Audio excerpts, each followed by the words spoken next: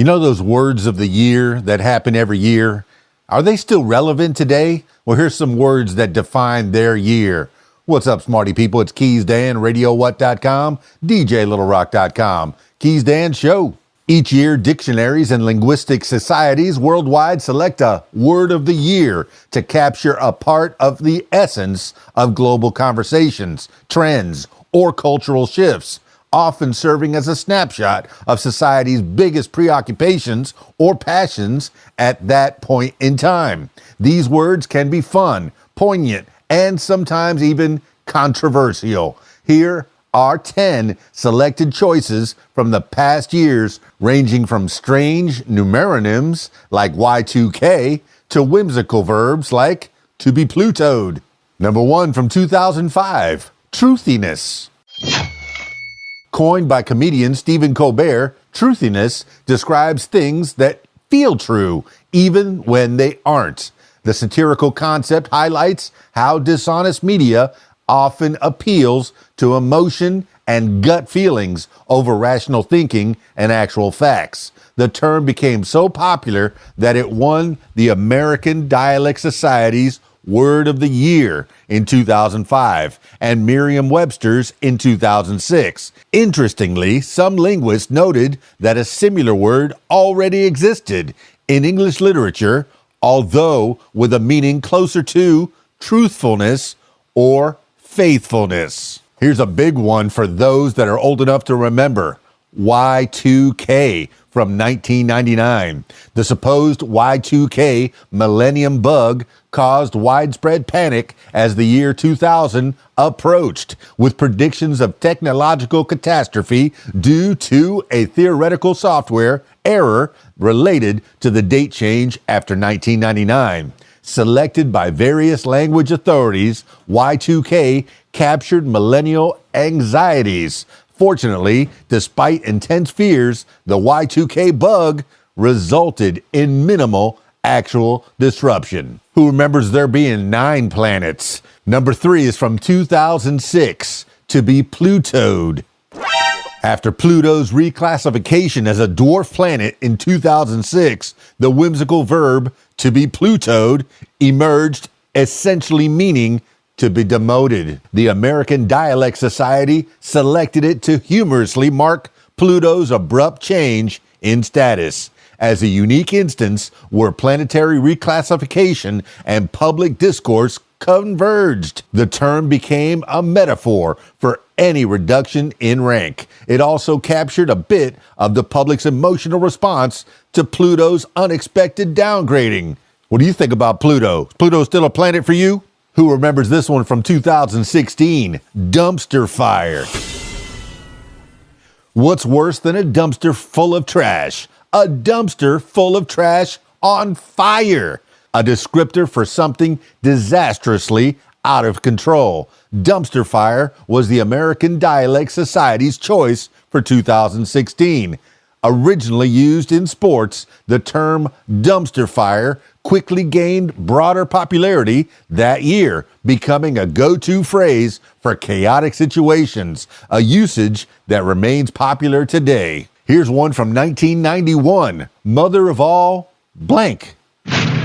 Originating from Iraqi leader Saddam Hussein's description of the Gulf War as the mother of all battles, the term quickly became a widely used phrase to emphasize something as the ultimate or most significant of its kind. It was used for all sorts of exaggerated statements.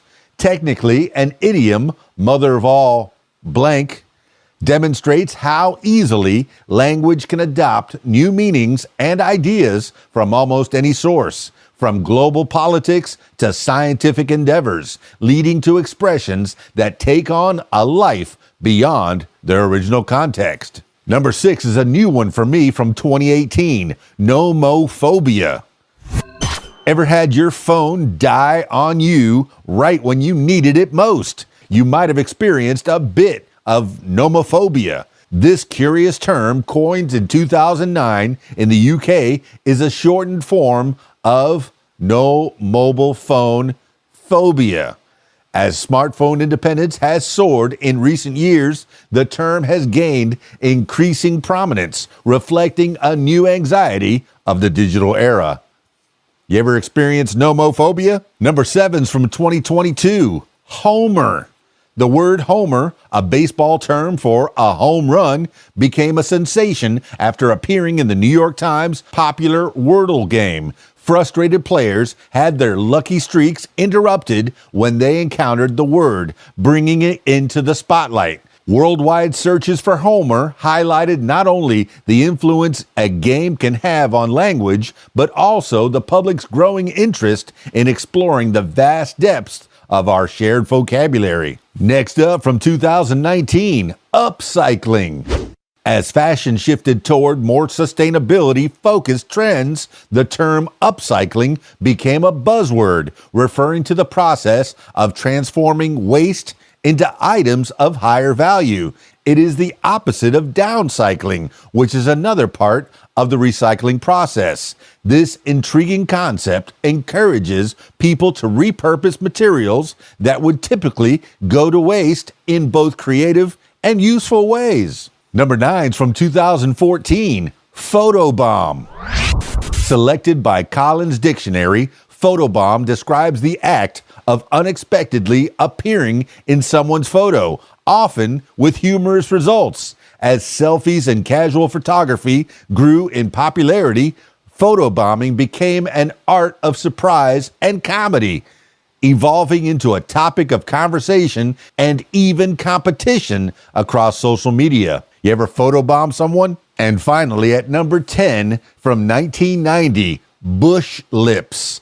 This term, chosen by the American Dialect Society, referred to President George H.W. Bush's famous "Read My Lips, No New Taxes" pledge during his 1988 Republican nomination, a promise he later broke, frustrating many of his supporters.